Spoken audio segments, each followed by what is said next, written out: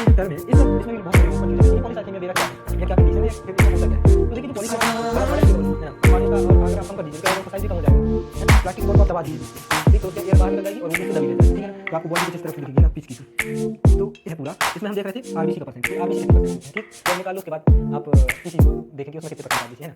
ऐसा नहीं करना है, इसके लिए हम टेस्ट के और जो डेफिनेशन है वो यही लिखेंगे कि जब हम आप एंटीबॉडी को एक स्टैंडर्ड सेंटीफिक करेंगे और सेंटीफिक करेंगे तो क्या होगा कि जो आरबीसी।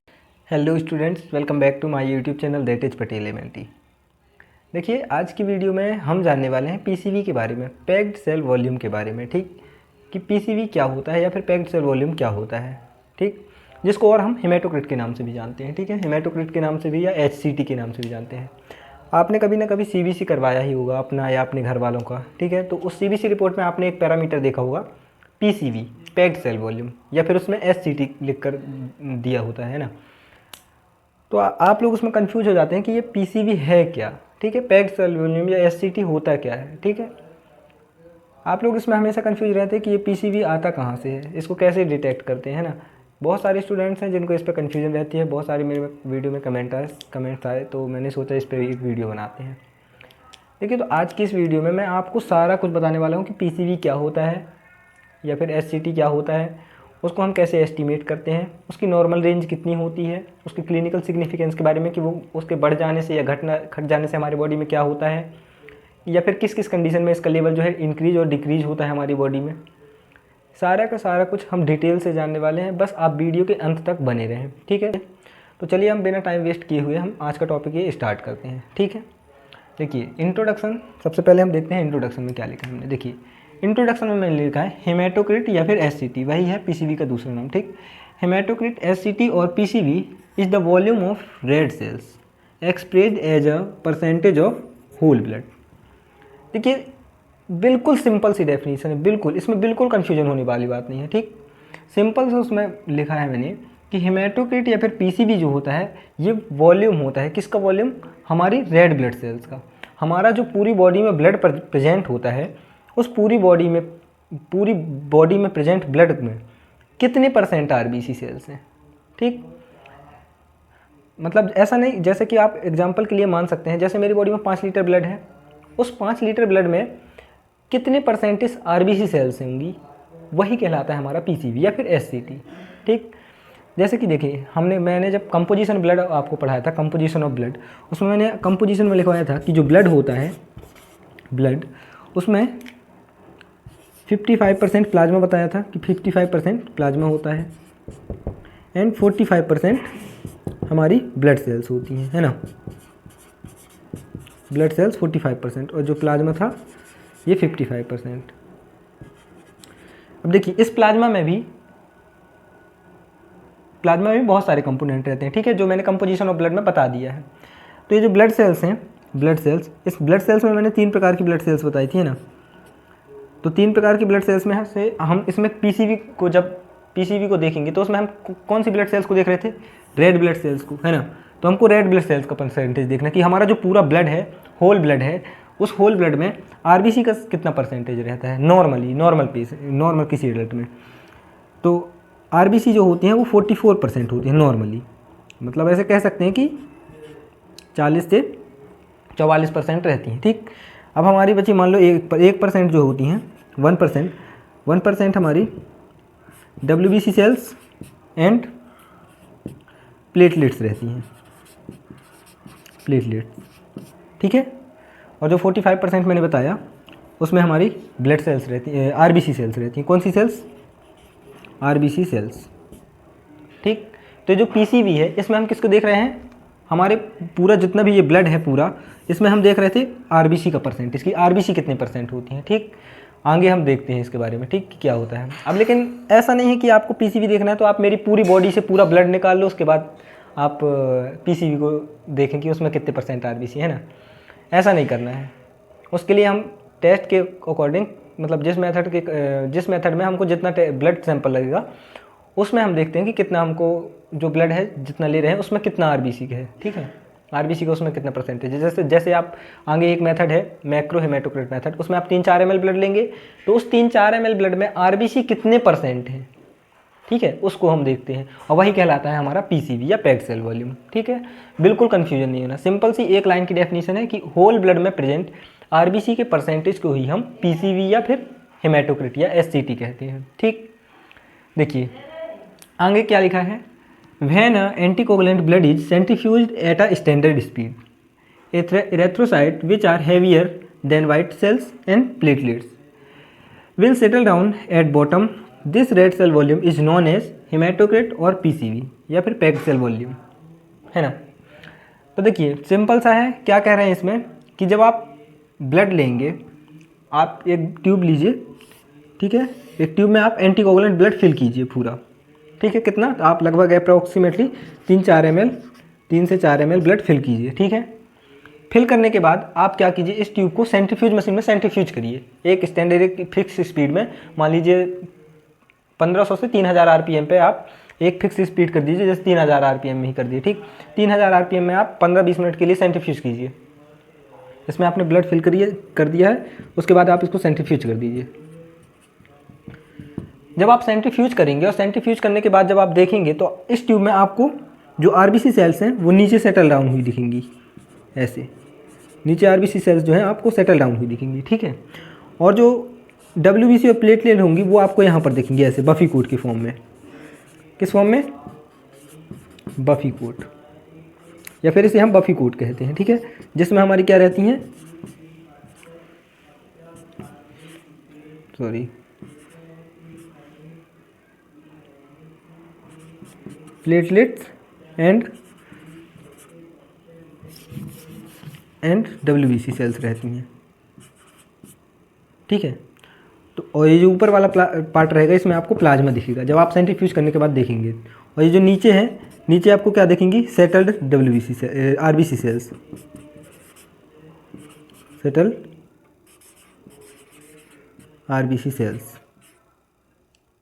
ठीक है, तो जब आप ट्यूब में ब्लड को फिल करेंगे 3-4 ml ब्लड फिल कीजिए। फिल करने के बाद आप इसको एक स्टैंडर्ड स्पीड पे सेंट्रीफ्यूज मशीन में सेंट्रीफ्यूज कर दीजिए एक फिक्स स्पीड पे। ठीक है, सेंट्रीफ्यूज करने के बाद आप इसको ट्यूब को उठाइए और उसमें देखेंगे आप कि आपको उसमें 3 लेयर शो होंगी। एक नीचे आपको आरबीसी सेल्स दिखेंगी सेटल डाउन, पूरी जितनी आरबीसी सेल होंगी वो पैक हो जाएंगी। ठीक, और बीच में आपको डब्ल्यूबीसी और बफी कोट दिखेंगे। ठीक है ना, एक मतलब मान लीजिए क्रीम कलर की आपको लेयर दिखेगी, उसमें डब्ल्यूबीसी और प्लेटलेट कंटेन्स रहती हैं, और ऊपर वाला जो पार्ट रहेगा वो लिक्विड फॉर्म में आपको प्लाज्मा दिखेगा। तो ये जो सेंट्रीफ्यूज कर रहे थे आप, और सेंट्रीफ्यूज करने के बाद जो आरबीसी सेल्स सेटल डाउन हो रही थी, पैक हो रही थी, नीचे पैक होकर सेटल डाउन हो गई।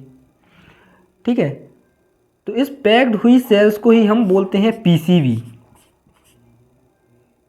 ठीक है, जो आरबीसी सेल पैक हो गई उन्हीं को हम क्या बोलते हैं, पीसीवी। अब पीसीवी कितने % है कैसे पता चलेगा, ये जो ट्यूब रहती है इस ट्यूब में ग्रेजुएशन मार्किंग दी हुई होती है, ऊपर लिखा होता है 100, नीचे लिखा होता है 0, आगे बताते हैं इसके बारे में। और यहाँ पर परसेंटेज में दिया होता है। ठीक है, 0, 10, 10, 20, 30, 40 ऐसे करके लिखा होता है। ठीक है ना, मार्किंग दी हुई होती है और परसेंटेज में मार्किंग दी हुई होती है।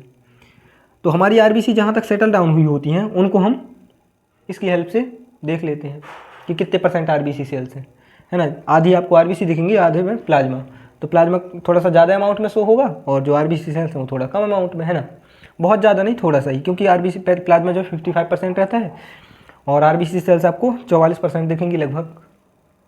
ठीक, और इस जो डेफिनेशन है वो यही लिखी है कि जब हम आप एंटीकोगुलेंट ब्लड को एक स्टैंडर्ड स्पीड पे सेंट्रीफ्यूज करेंगे और सेंट्रीफ्यूज करेंगे तो क्या होगा कि जो आरबीसी सेल्स हैं वो डब्ल्यूबीसी सेल्स, प्लेटलेट सेल्स और प्लाज्मा सभी से बहुत ज़्यादा हैवी होती हैं, वजनदार होती हैं, जिसके कारण उन ट्यूब की बॉटम में जाके सेटल डाउन हो जाती हैं।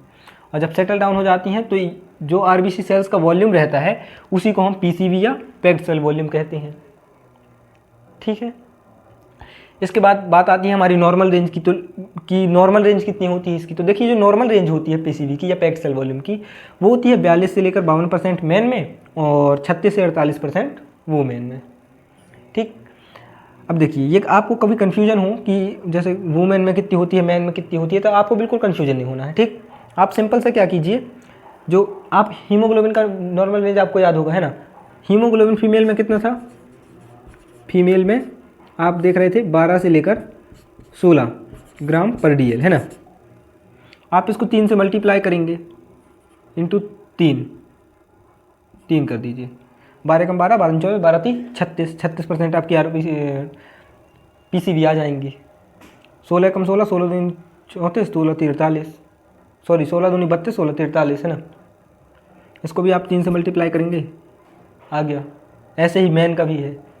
तो आप जब भी अगर PCV की नॉर्मल रेंज भूलते हैं तो आप हीमोग्लोबिन में जो नॉर्मल रेंज रहती है उससे आप 3 से मल्टीप्लाई कर दीजिए, आपकी जो PCV की नॉर्मल रेंज है वो आपको मिल जाएगी। ठीक है, तो ये था हमारा इंट्रोडक्शन और ये हमारी नॉर्मल रेंज थी। अब इस नॉर्मल रेंज से अगर PCV कम होता है या ज़्यादा होता है तो हमारी बॉडी में क्या होता है, ठीक, या फिर हमारी बॉडी की किस कंडीशन में या किस डिसीजेस में ये PCV का जो वॉल्यूम है वो डिक्रीज और इंक्रीज होता है, ठीक, क्लिनिकल सिग्निफिकेंस जिसे हम कहते हैं। तो ये क्लिनिकल सिग्निफिकेंस अब हम आगे जानेंगे, ठीक। ओके, तो आपको आई होप समझ में आ गया होगा यहाँ तक कि इंट्रोडक्शन PCV क्या होता है, ठीक। अब हम देख लेते हैं कि ऐसी कौन कौन सी कंडीशन होती हैं या फिर किस किस कारण से हमारी बॉडी में जो PCV का लेवल रहता है वो इंक्रीज या डिक्रीज होता है, ठीक। तो सबसे पहले हम देख लेते हैं causes of increase level of PCV, ठीक, कि किस किस कंडीशन में जो PCV का लेवल है इंक्रीज होता है हमारी बॉडी में। देखिए, इसमें हम सिंपल सा क्या देख रहे थे कि RBC का वॉल्यूम देख रहे थे, है ना। मतलब जब भी बॉडी में डिहाइड्रेशन होगा, डिहाइड्रेशन मतलब पानी की कमी होगी, तो पानी की कमी होगी तो क्या होगा, आपको जो प्लाज्मा का लेवल है वो कम दिखेगा, है ना, जिस वजह से RBC का परसेंटेज जो है वो आपको ज़्यादा दिखेगा, है ना।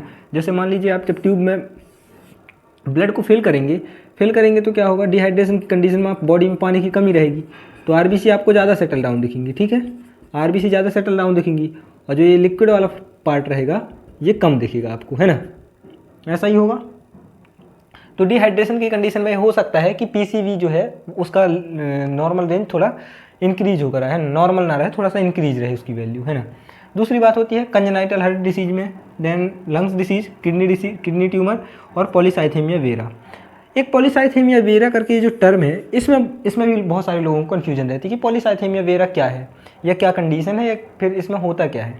तो देखिए, जो पॉलीसाइथेमिया वेरा है ये एक ऐसी कंडीशन होती है जिसमें जो हमारी बोन मैरो रहती है ये RBC का ओवर प्रोडक्शन करने लगती है, जिसके कारण RBC के ओवर प्रोडक्शन के कारण जो RBC सेल्स हैं वो ब्लड में ज़्यादा आ जाती हैं ना, ब्लड स्ट्रीम में। अब ब्लड स्ट्रीम में जब ज़्यादा RBC सेल्स आ जाएंगी तो जब आप ब्लड को कलेक्ट करेंगे और कलेक्ट करने के बाद जब आप ट्यूब में फिल करेंगे तो फिल करने के बाद जब आप सेंट्रीफ्यूज करेंगे, सेंट्रीफ्यूज करने के बाद आप देखेंगे कि RBC का वॉल्यूम आपको इंक्रीज दिखेगा। प्लाज्मा तो रहता है ये जितना रहता है, लेकिन क्या होगा कि RBC सेल्स का ज़्यादा प्रोडक्शन हो जाने के कारण RBC सेल्स आपको ज़्यादा दिखेंगी। तो उस कंडीशन में भी क्या होगा कि जो RBC सेल्स हैं जब पैक होंगी तो उनकी पैकिंग में आपको दिखेगा कि RBC सेल्स ज़्यादा आ रही हैं। तो एक कंडीशन ये हो सकती है कि जब मतलब एक प्रकार से बोन मैरो से ओवर प्रोडक्शन होने लगता है जब RBC सेल्स का, और वो RBC सेल ब्लड स्ट्रीम में जब उनका RBC सेल का कंसनट्रेशन ज़्यादा हो जाता है तो उस कंडीशन को हम बोलते हैं पॉलीसाइथेमिया वेरा, ठीक, समझ गए। एंड देन अब हम जानेंगे डिक्रीज लेवल ऑफ PCV की। जो PCV होती है ये हमारी बॉडी में कब कब कम होती है, डिक्रीज लेवल इनका कम होता है, कब होता है, ठीक है। तो देखिए, जब भी किसी पेशेंट में बोन मैरो डिसऑर्डर होगा, मतलब बोन मैरो जो है वो RBC का फॉर्मेशन कम कर देती है, ठीक है, बोन मैरो डिसीज होती है, तब क्या होता है कि PCV का जो वैल्यू है वो कम हो जाता है। देन है हीमोलाइटिक एनीमिया। हीमोलाइटिक एनीमिया में क्या होता है, जो RBC सेल्स हैं उनका ब्रेक डाउन होता है ना, break down of RBC cells. ये एक प्रकार का एनीमिया होता है, हीमोलाइटिक एनीमिया। इस एनीमिया में क्या होता है कि जो RBC सेल्स हैं उनका ज़्यादा ब्रेक डाउन होने लगता है, ठीक, किसी भी वजह से, उसे हम बोलते हैं हीमोलाइटिक एनीमिया। हीमो मतलब ब्लड और लाइटिक मतलब होता है हमारा टूटना, इसीलिए उसको बोलते हैं हीमोलाइटिक एनीमिया। एनीमिया क्या है, एनीमिया भी एक प्रकार की डिसीज़ है, एक ऐसी डिसीज़ है जिसमें RBC सेल्स का कम हो जाती हैं, ठीक, डिक्रीज हो जाती हैं। बोन मैरो डिसऑर्डर, तो बोन मैरो से जब RBC का फॉर्मेशन कम हो जाएगा तब भी RBC जो हैं कम हो जाएंगी तो PCV का आपको अमाउंट कम दिखेगा। जैसे सेम कंडीशन है, RBC का फॉर्मेशन कम हो जाएगा तो आपके ब्लड में RBC कम होंगी, है ना, प्लाज्मा वाला पार्ट तो जितना रहता है उतना रहेगा ही, लेकिन RBC का जो परसेंटेज है वो कम दिखेगा। दूसरी बात हीमोलाइटिक एनीमिया। हीमोलाइटिक एनीमिया में क्या होता है, RBC का ब्रेक डाउन ज़्यादा हो जाता है जिस वजह से RBC आपको कम दिखेंगी, ठीक, और देखेंगी भी तो अगर ज़्यादा ब्रेक हुई होंगी RBC तो नीचे ज़्यादा पैक हो जाएंगी, है ना। देन लिखा है deficiency of nutrition such as iron, folic acid होता है, ठीक है ना, और विटामिन B12। देखिए, हमारी RBC के फॉर्मेशन के लिए कुछ न्यूट्रिशन जो होते हैं वो बहुत ज़रूरी होते हैं, है ना, जैसे कि हमारा आयरन हो गया, फोलिक एसिड हो गया और विटामिन B12 हो गए। ठीक है। फोलिक एसिड विटामिन B9 को भी बोलते हैं, ठीक। B9 का दूसरा नाम होता है फोलिक एसिड। तो जो 3 हमारे जो सबसे मेन सोर्स हैं, ठीक, कंपोनेंट हैं, जो कि हमारे आरबीसी के फॉर्मेशन के लिए रिस्पॉन्सिबल होते हैं, अगर इनकी कभी बॉडी में कमी हो जाती है तो उस समय क्या होगा, आरबीसी का फॉर्मेशन थोड़ा डिक्रीज होगा। और आरबीसी का फॉर्मेशन अगर कम होगा तो हमारे ब्लड में, ब्लड स्ट्रीम में आरबीसी का कंसंट्रेशन भी कम रहेगा, जिससे कि जब हम पीसीबी को एस्टिमेट करेंगे तो हमारा पीसीबी का जो नॉर्मल रेंज है वो भी कम आएगा, क्योंकि अगर आरबीसी ही ब्लड में कम रहेंगी तो कम सेटल डाउन होंगी, जितनी सेटल डाउन होंगी उतना हमारा पीसीबी आएगा, है ना, सिंपल सी बात। एंड फोर्थ है हमारा sickle cell anaemia. Sickle cell anaemia में भी लोग बहुत ज़्यादा कन्फ्यूज रहते हैं ना, सिक्कल सेल एनीमिया क्या होता है, इसमें क्या होता है। देखिए सिक्कल सेल एनीमिया में क्या होता है कि जो आरबीसी का शेप रहता है वो नॉर्मल ना होकर एबनॉर्मल हो जाता है। एबनॉर्मल कैसे, एबनॉर्मल, एबनॉर्मल का मतलब होता है कि ये सिक्कल शेप का हो जाता है। सिक्कल शेप मतलब क्रेसिया मून लाइक स्ट्रक्चर, ठीक है, जैसे आधा चांद आपको दिखता है ना, उस तरह का कुछ हो जाता है, ठीक। अब क्यों होता है, कैसे होता है वो चीज़, उसके लिए हम डिटेल वीडियो बाद में बनाएंगे, ठीक है। आप कमेंट बॉक्स में कमेंट कर दीजिएगा तो हम उसके लिए भी एक वीडियो बना देंगे, ठीक, सिक्कल सेल एनीमिया क्या होता है। तो इसमें क्या होता है कि जब आरबीसी के अंदर का कंटेंट अगर कम हो जाएगा, ठीक, एक नॉर्मल आरबीसी का शेप ऐसा रहता है डिस्क लाइक, लेकिन अगर आरबीसी के अंदर अगर कंटेंट जो भरा होगा वही अगर कम हो जाएगा तो आरबीसी का साइज जो है अपने आप कम हो जाएगा। जैसे आप बलून, प्लास्टिक की बॉल रहती है, प्लास्टिक की बॉल के अंदर भी एयर ही होती है एक प्रकार से, और प्लास्टिक की बॉल को आप दबा दीजिए बीच से, ठीक, तो उसका एयर बाहर निकल जाएगी और वो बीच से दबी रह जाएगी, ठीक है ना। तो आपको बॉल भी कुछ इस तरफ से दिखेगी, है ना, पिचकी सी। तो इसमें क्या होगा कि सिक्कल सेल एनीमिया में भी आरबीसी सेल्स की एक तरफ से कमी हो जाती है, नॉर्मल आरबीसी सेल्स की कमी हो जाती है। जो आरबीसी सेल है उनका साइज जैसे सिक्कल शेप का होने लगेगा, और सिक्कल शेप का होने लगा तो क्या आरबीसी अपना फंक्शन जो उनका रहता है वो अच्छे से परफॉर्म कर पाएंगी, नहीं कर पाएंगी। जो रेड ब्लड सेल्स है उनका काम होता है ऑक्सीजन को कैरी करना, तो प्रॉपर अमाउंट में ऑक्सीजन को कैरी ही नहीं कर पाएंगी। जैसे हमारा एचबी रहता है, एक एचबी का मॉलिक्यूल्स ऑक्सीजन के 4 मॉलिक्यूल्स को कैरी करके करता है, ट्रांसपोर्ट करता है ना। ऑक्सीजन का एक मॉलिक्यूल्स एचबी का एक मॉलिक्यूल्स ऑक्सीजन के 4 मॉलिक्यूल्स को अपने साथ बाइंड करके ट्रांसपोर्ट करता है। लेकिन जब हमारी आरबीसी सेल्स के अंदर भरा एचबी ही एबनॉर्मल हो जाएगा तो इसका साइज जो है वो भी एबनॉर्मल होगा, और साइज अगर आरबीसी का एबनॉर्मल होगा तो उसके अंदर जो बाइंडिंग कैपेसिटी रहेगी आरबीसी सेल्स की वो भी कम हो जाएगी। तो वो अच्छे से आरबीसी सेल्स जो है ऑक्सीजन को कैरी नहीं कर पाएगी, ट्रांसपोर्ट नहीं कर पाएगी, जिससे क्या होगा कि हमारे बॉडी की जितने भी टिश्यू और सेल्स हैं उसमें एलर्जी का फॉर्मेशन ही नहीं होगा, और एनर्जी का फॉर्मेशन नहीं होगा तो सिंपल सी बात है नींद होगी, नींद आएगी, थकान लगेगी, थोड़ा सा चल फिर लेंगे तो थकान हो जाएगी, पढ़ाई में मन नहीं लगेगा, बहुत सारे सिम्टम्स होते हैं, है ना। तो ये सब डिटेल से हम जानेंगे सिक्कल सेल एनीमिया में। बस अभी से ये है कि जब फिर ये सिक्कल सेल शेप की हो जाएंगी तो इनका जो पैकिंग रहेगी वो भी बहुत ज़्यादा होने लगेगी, है ना। इस समय क्या होगा, नॉर्मल आरबीसी कम हो जाएंगी बॉडी में, जिस वजह से क्या होगा कि ये पीसीबी का जो पैक्ड सेल वॉल्यूम है जो वो आपको डिक्रीज दिखेगा, ठीक है, समझ में आया। ओके, अब हम इसकी जो 2 मेथड्स हैं उनके बारे में डिटेल से जानेंगे। ओके, तो इसकी जो मेथड है डिटेक्ट करने के लिए, पीसीबी को एस्टिमेट करने के लिए इसकी जो 2 मेथड होती हैं, मैक्रो हेमेटोक्रिट और माइक्रो हेमेटोक्रिट मेथड, इसको हम पीसीबी के पार्ट सेकेंड में अच्छे से पढ़ेंगे, ठीक। तो उसके लिए आप मेरे चैनल को सब्सक्राइब कर लीजिए, ठीक है। कमेंट बॉक्स में अगर कोई कन्फ्यूजन हो तो कमेंट भी कर दीजिएगा। वीडियो अगर आज का पसंद आया तो वीडियो को लाइक कीजिए, और चैनल को सब्सक्राइब करने के बाद आप नोटिफिकेशन को, जो बेल आइकन है उसको भी प्रेस कीजिए, ताकि क्या होगा कि जो आगे का जो पार्ट सेकेंड आने वाला है वो आप तक जल्द से जल्द पहुँचे, है ना। Okay, thanks for watching.